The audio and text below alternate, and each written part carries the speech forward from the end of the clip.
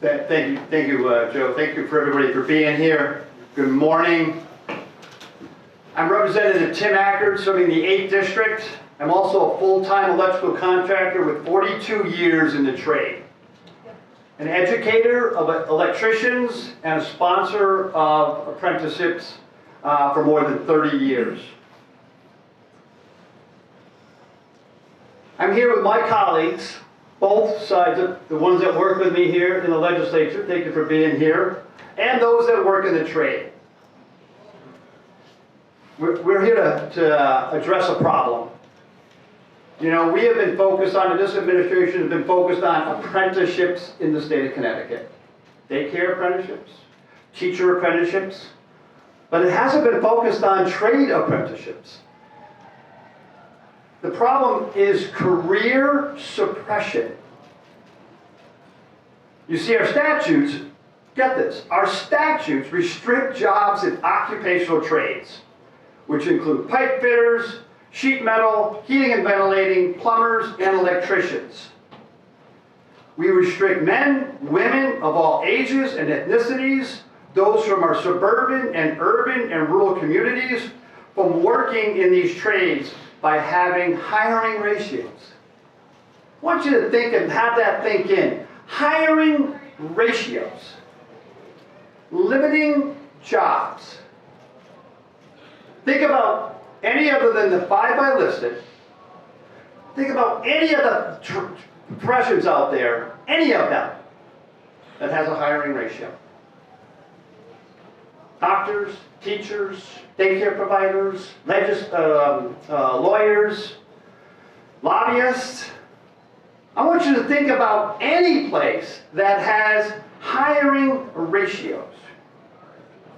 In a time where many sectors are struggling to get employees, our trades have men and women ready to go to work, but our statutes limit these career opportunities. I can talk on this issue because I'm passionate about the people that get trained in our field and make a good living. But I'd like to address and have people come up and tell their story. And have individuals that are in the trades, that are hiring people, putting good people to work, tell their stories. So I'm going to start with Allie French from IECNE New England. Come on up, Allie. Good morning, everybody. As Representative Ackert mentioned, my name is Allie French. I am the Executive Director at Independent Electrical Contractors of New England. We are an association that supports merit shop contractors, and we provide a number of different avenues for education. We have an apprenticeship program, which is the program that trains the men and women. Brittany over here is actually one of our apprentices, to go out and work in the field. We have a continuing education program, which fulfills the 4-hour requirement that electricians are required to take every year to be able to renew their license. And then we have plenty of other different training opportunities within our organization. So what I'm going to do today is just kind of talk about all of those aspects and how they impact our contractors and this hiring ratio that Representative Ackert is speaking on. So he mentioned the hiring ratio. There's a restriction there. However, a job site ratio is 1-to-1. You can have one apprentice for every journeyman that you have on the job site. So why should there be another restriction to our contractors in mandating what they can hire? There's no need for it. For a highly desired career, the electrical industry's workforce has remained stagnant for the last 20 years due to the restrictive hiring ratio placed on contractors. The number of license holders has remained stagnant. Okay, so here we are talking a higher retirement age, an aging workforce. We're not bringing in enough individuals to train to replace that aging out workforce. There's a severe need to amend the ratio to allow more apprentices to enter the trade and replenish the workforce. Our contractors, we hear from them all the time. This is an issue we've been dealing with for many, many years. It dates back to 1969. they need help. They need to be able to train so that they can fulfill their workload. You know, I talked to a contractor the other day. He's telling me there's no licensed guys out there to hire. I feel like I'm just stealing other people's guys. Nobody wants to operate that way, but unfortunately that's the position that they've been put into because there is no hiring pool. Another contractor says to me about a week ago, you know, customer calls me up, they want 2 guys there tomorrow. I can't get 2 guys there tomorrow. I don't have 2 guys. I can't just make 2 guys appear to send them over to your place and get the job done. There's a major delay. Work is not being able to get completed. On the continuing ed standpoint, we talk about the aging workforce. I spoke to a gentleman who was 88 years old, does not want to retire his license. You know, I asked him about it. I said, have you ever thought about retiring it? Well, I just wired my son's house the other day, a couple weeks ago, so I don't really want to give it up yet, but I'm not practicing in the trade. How many of those licenses are included in that stagnant number that we can't really count on? It's not a real number. And you know, all the out-of-state license holders that come back to take continuing ed, there's a very large amount of those as well. You can't include those in actual workforce numbers. Our apprenticeship program, it's a 4-year minimum to get licensed.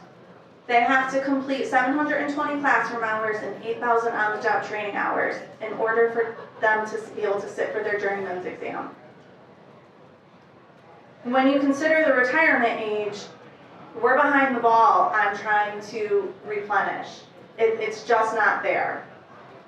Our apprenticeship program currently has 20% of our apprentices that are not working. So I believe out of 178, that's about 35 apprentices. If that trends forward, are we going to lose them? Are they going to remain in the trade? Are they going to go off and do something else? It's a question that remains unknown, and we really won't be able to know until, you know, we get to a time, are they going to be able to find a job? I think the question remains is, why are we letting legislation that dates back to 1969 to continue to restrict the workforce? We're causing hardship to the industry, all the trades that are impacted by this hiring ratio. And why is it only certain trades? You know, somebody with a home improvement contractor's license, they can go add an addition onto somebody's house. Are they necessarily skilled to do so? Maybe not, maybe. You know, why are we being under such a strict microscope and others aren't? I'm going to introduce one of my contractor members, Chris Sear from Dyna Electric, and he's going to give his insight as a contractor.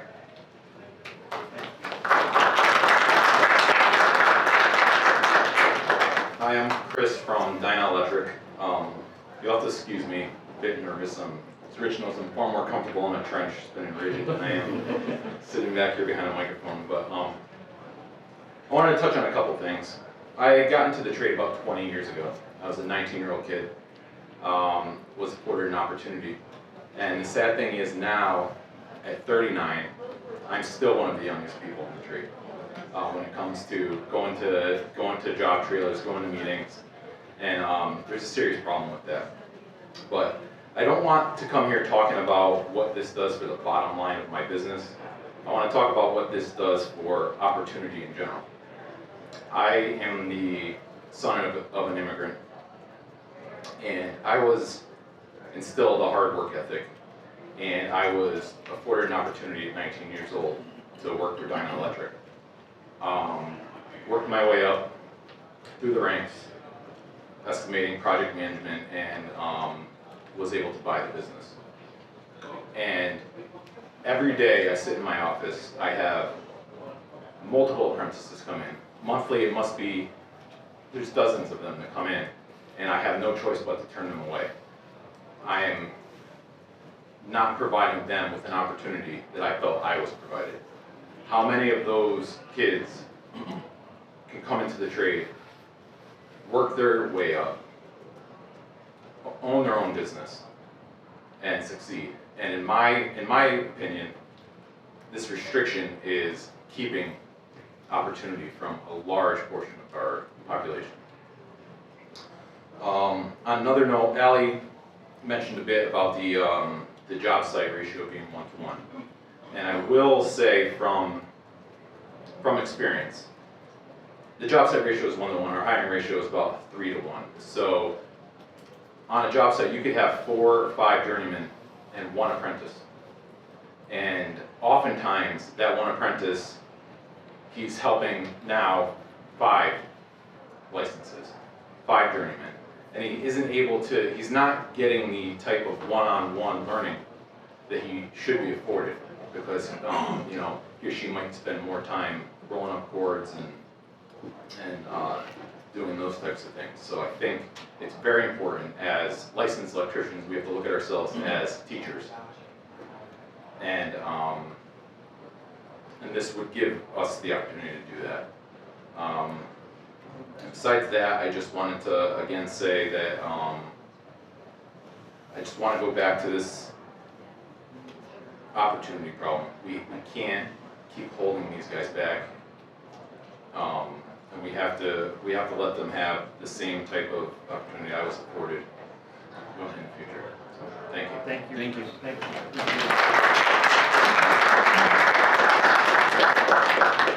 And now I'd like to have Jennings come up with the heating and venting contract. Thank you, Rep. Ackert, for having me today. Happy Valentine's Day, all. Thank you for joining us to share some love for the trades. I'm Jen Jennings, the Executive Director of the Connecticut Heating and Cooling Contractors Association. CHCCA has been around since 1972, formed approximately 3 years after this regulation was put into place, and has been working to provide advocacy and promote the trades for the past 50 plus years.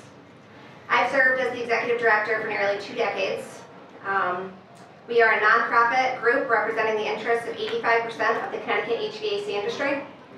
My perspective on the removal of the hiring ratio, which is really, it should be noted, it shouldn't be called a ratio, it's just a hiring restriction.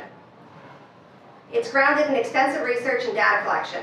Over the years, numerous studies, surveys, and dedicated time have been invested into understanding the impact of these regulations. Notably, a comprehensive survey conducted in the summer of 2023 with the response of 110 of our contractors showed that greater than 30% were unable to take on new customers. That impacts every consumer in the state of Connecticut. All of you hire plumbers, electricians, heating and air conditioning contractors. When your heat goes down in the winter, who do you call? It's not something that could say, hey, you're on a wait list, we can take you in 6 months. It's immediate, it's emergent work. The current restriction, designed to regulate hiring practices, which limits the number of apprentices a private business can hire, has not only hindered workforce development, but it's also impeded economic growth opportunities in Connecticut. The contractors are definitely going to talk to what their workload looks like. From solar right now being a huge push to the heat pumps, indoor air quality and air conditioning in our schools. There's been a significant amount of funding that's come into Connecticut. How are these jobs being staffed? Where is the workforce? I know independent electrical contractors just mentioned stagnation. 20 years of not seeing growth in an industry that has so much opportunity. It's not just the building trades, it's home comfort. It really plays a factor in every aspect of work here in Connecticut. It's essential to distinguish the job site ratio designed to ensure safety with a 1-to-1 apprentice to journeyman ratio from the broader hiring restriction requiring 3 licensed journeymen for every 1 apprentice a company can hire. The broader restriction affects only 5 licensed trades: heating, plumbing, electrical, sheet metal, and fire sprinkler licenses. I would be remiss to not mention where the opposition is coming from. The opposition to eliminate this hiring restriction primarily stems from the trade unions. And it's crucial to note that this restriction does not apply to the union business model. Not that their model is a bad model. The union hall sponsors apprenticeships, not individual businesses. This discrepancy creates an unfair trade practice, placing non-union businesses at a competitive disadvantage. Allowing politics to guide this regulation is detrimental to Connecticut's economy, leading to significant cost increases for consumers and raising the overall cost of doing business in the state of Connecticut. Ultimately, it's not union versus non-union. It's not bad versus is good. Both business models are wonderful. Both business models have plenty of opportunity for work. We need to increase this workforce. By advocating for the removal of this hiring restriction or aligning hiring practices with the one-to-one job site safety regulation, we can foster a more competitive market, promote economic development, and create greater opportunities for workforce growth in Connecticut. You look at our schools. Our schools in general education have promoted sending kids to college for decades. Could you imagine if we restricted how many students were allowed to go to college each year? Think about that for a moment. Kids are graduating with hundreds of thousands of dollars in student loan debt. This is an opportunity for a booming workforce. You can graduate high school and walk into the trades and earn while you learn. It's time to prioritize practicality over politics for the benefit of our state's businesses and our residents alike. Thank you. And now I'd like to bring up CHCCA's president and president of Encon, Stillman Jordan. Right, standing and putting the mic's a little intimidating, huh? Thank you. Like Jen said, I'm Stillman Jordan. I'm the president of Encon Heating and Cooling. We're located in Stratford, Connecticut.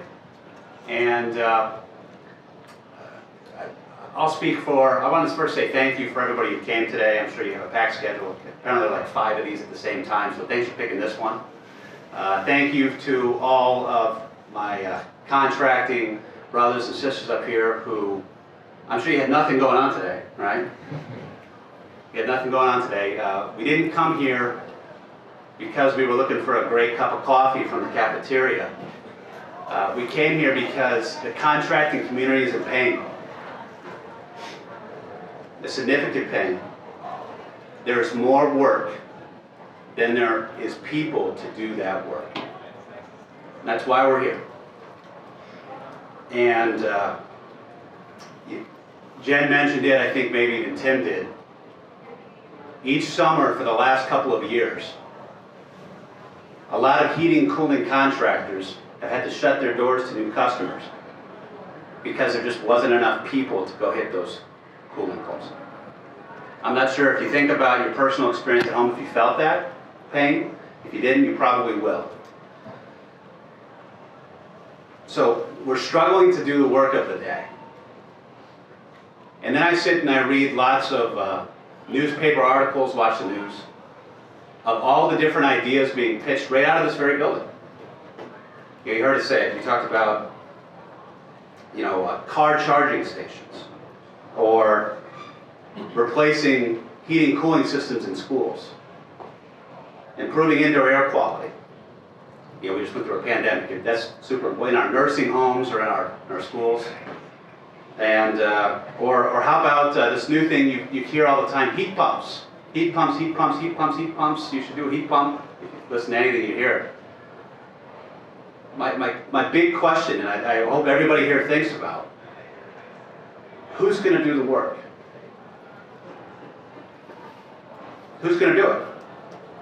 The people who are licensed and able to do it are already tapped out. You hear lots of different things. You'll hear us talk about ratios and apprentices, and the simple truth is, for decades, it's a Connecticut law has restricted the number of people who can enter this trade. It makes 0 sense, but it's just the way that it is. So, if we want to have a shot at accomplishing any of those goals we talked about, any of them, pick one, whether you support them or not, if we want a shot at accomplishing them, I think we have 2 things we got to do. And the first one's, frankly, pretty easy. It doesn't cost any money. Remove the hiring restriction. Costs nothing. And is totally within this building's ability to do. That's the first thing.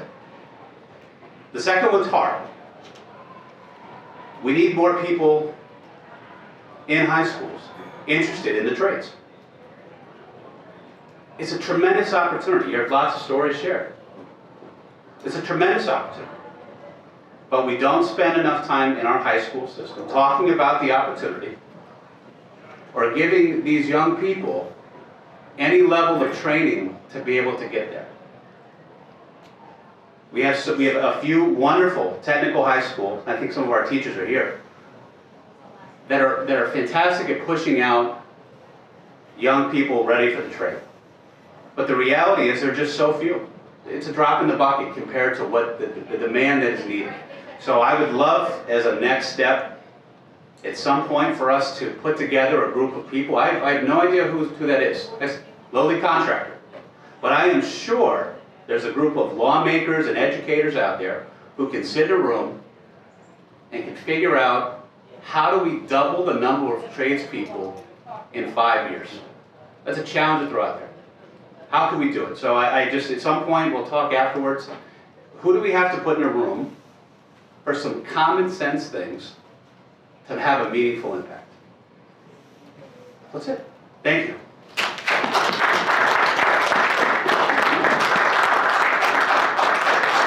To now bring up Jim Perras from the Home Builders and Remodelers Association. Let him know the impact on what's taking place in the building world. Thank you, Jim. Thank you, Tim. And you know, I feel like I just need to acknowledge Tim Ackert here, Representative Ackert. He's been at this for God knows how long, and I do think that this legislation, its time has come, and I'm hopeful that this year is the year. As mentioned, my name is Jim Perras. I'm the CEO of the Home Builders and Remodelers Association of Connecticut. We represent about 800 businesses who are engaged in the residential construction industry in the state of Connecticut, and we employ thousands of licensed contractors a year. So what do we know? We know that home building in the state of Connecticut, production is incredibly low, and it's been low for a long time, yet demand has never been higher. And why is housing production low? Well, there are a couple of reasons. Excessive codes and regulations are a big contributor. The high price of land costs, another huge contributor. But right up there is the lack of a workforce. The truth of the matter is that our workforce has been depressed since the Great Recession. I mean, folks either got out of the residential construction industry altogether, maybe went to the commercial side of things, or they left the state for other states that came out of the recession sooner, or they simply just went and found another type of job to work that was that had nothing to do with residential construction. So I think there is a great opportunity here. I think I was reading just today in the Connecticut or CT Capital report, there was a Dalio report that came out, I think, late last year. It said that 63,000 kids and young adults are disassociated from either work or school. You know, there are plenty of opportunities in the licensed trades. And this would be a great opportunity and a great step forward to bringing these kids back into the fold. And I'll just say this anecdotally. I too am the son of immigrants, and the youngest of 6 kids. 3 of my older brothers are in the trades. I'm the idiot who went to law school. They all ended up as young professionals and business owners who make a whole hell of a lot more money than I do, and that's a fact. So let's get this job done, let's change the law, and let's get kids and young adults to work. Thanks. And now, an area of our sector that is just flourishing. Tim Schneider, can you come up and from Earthlight and talk about solar and what the workforce needs to accomplish our climate goals? Thank you, Tim. Morning. As Tim said, I'm Tim Schneider from Earthlight Technologies. We're in Ellington, and born and raised in Ellington, still live there. But to go back to the late 70s, I was in high school, young kid, not college material. I was milking cows at a dairy farm, and graduated in 1980. Still milking cows, but I was lucky enough at that point in time to to get an apprenticeship in electrical. And it's been an awesome thing for my life. And now here, fast forward 40 whatever years it is, Earthlight has 140 employees, 100 of them in Connecticut here, and we're doing all those buzzwords that we heard about: EV chargers, solar, energy efficiency, and so we're electrical contractors. That's what we specialize in. We have 25 electricians, and we have 8 apprentices, and that's all we can have. And so there's opportunities for another 12 kids, whatever, maybe out there still milking cows, but opportunity for them to come in and get a career. And we also have 3 pre-apprentice kids from Genie Tech. They're about to graduate, and they're pre-apprenticed, but once they graduate, we're not going to be able to hire them because we're full.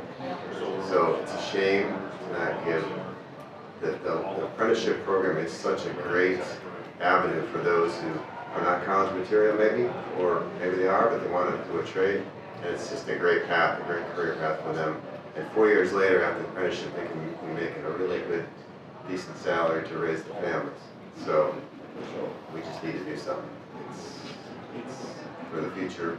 And as the people like myself get older and we start to retire, the numbers are going down and it's just going to get worse. So we really have to make a push. We've been fighting this for many, many years. We have to really make a push to make it happen. So thank you for coming. Next, I'd like to introduce retired teacher Joe Pollecchia with the Connecticut Technical Education and Career System. Thank you, Mr. Beckman, for inviting us here. My name is Joe Pollecchia. I am a member of the Connecticut Heating and Cooling Contractors Association. I'm currently a contractor and a retired former Connecticut Technical High School teacher. I want to talk to you today about my experience with the Apprenticeship Ratio program. And just to tack on to what Stillman was saying with the two-prong going forward, to remove the apprenticeship ratio and to increase students or apprentices into the field. Well, as a teacher, I know, especially with the plumbing, heating, cooling, electrical trades that have the ratio, not all students graduate and go into the trade. It is a restriction, a program restriction. As an instructor, one of my responsibilities was to get students a job, an internship during their junior and senior years. With Jim, was it? With Tim. That has students from Cheney Tech. Thank you for participating in that program. Any junior or senior in the HVAC, plumbing, electrical programs are allowed to participate in a work-based learning program, WBL. It allows students to go to the job site instead of coming to school, getting a real-world experience in the trade, getting paid, and working alongside with journeymen in the trade. The biggest hurdle to placing students with different companies: a company has to have a position open in the apprenticeship ratio program. Lately, there have been some improvements. One is the pre-apprenticeship position designed for CHCCA students, and they have allowed that a pre-apprenticeship slot could be used for both juniors and seniors, since only one of them is in the shop at any given time. So a junior in shop can go out to work in the WBL program. He goes to the education side, and the seniors come into the shop. Seniors can go out into the work-based learning program. This was an improvement. However, today, on any given day, there are contractors in Bridgeport, Milford, Stratford, and around the state of Connecticut that would take on more WBL students, but because of the hiring restrictions, they're not able to do that. Students from Platt, Bullitt Havens, A.O. Smith, Prince, 14 other schools in Connecticut. If the ratio is full at the time, they cannot take students. And unfortunately, many times students that were not placed in WBL through the apprenticeship program ended up in other non-trade related jobs. Many times those students would end up staying in that non-trade position because they had a job, they liked it there, they had a background, and they were happy in the job. And unfortunately, in that case, the industry lost a possible student, a possible new trade person, a person that is willing and able to work in an industry that's so desperately needed these days. This discussion is not about one-to-one ratio on the job. Any apprentice needs to be working with a journeyman licensed professional. That is not the issue that we're talking about here. The issue is that when a company gets up to 25 journeymen, for example, they are only allowed to employ 10 apprentices. 25 employees can only have 10 apprentices. A company that is at that level can apply for a waiver, and some companies do that, some don't. They have had a bad experience in the past with the waiver program, and unfortunately, there goes a student that does not get out working in the trade. We desperately need new people working in the trades. Please consider removing the apprenticeship ratio. Thank you for your time.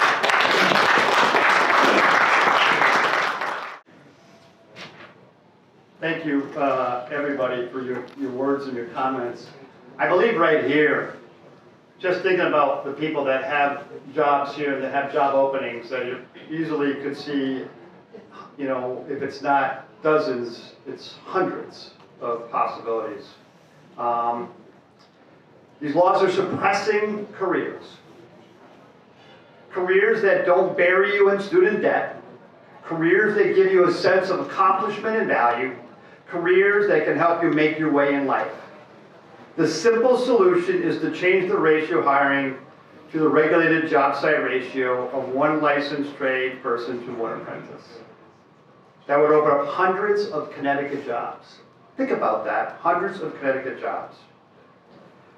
I have said if a company was going to come to Connecticut, think about it, come to Connecticut and said, you know, to the governor, and to DECD, I'm coming to Connecticut. We look to employ hundreds of new people in the state of Connecticut. The plane would land, the carpet would be rolled out, that red carpet would be rolled out to meet them. Probably some tax incentives would be given to them to be here. And they'd be coddled. We can do that by changing words in a statute book. That's it. We have the jobs. Again, I want you to think about, there's 5 professions in the state of Connecticut that limit job opportunities. Our neighboring states don't have this requirement. And we talked about the waiver. The waiver. I'd like to hire somebody. I'm going to turn in this form. Will you please fill out? Could you please fill my requirement so I can hire people? Really? Is that what it takes to get people?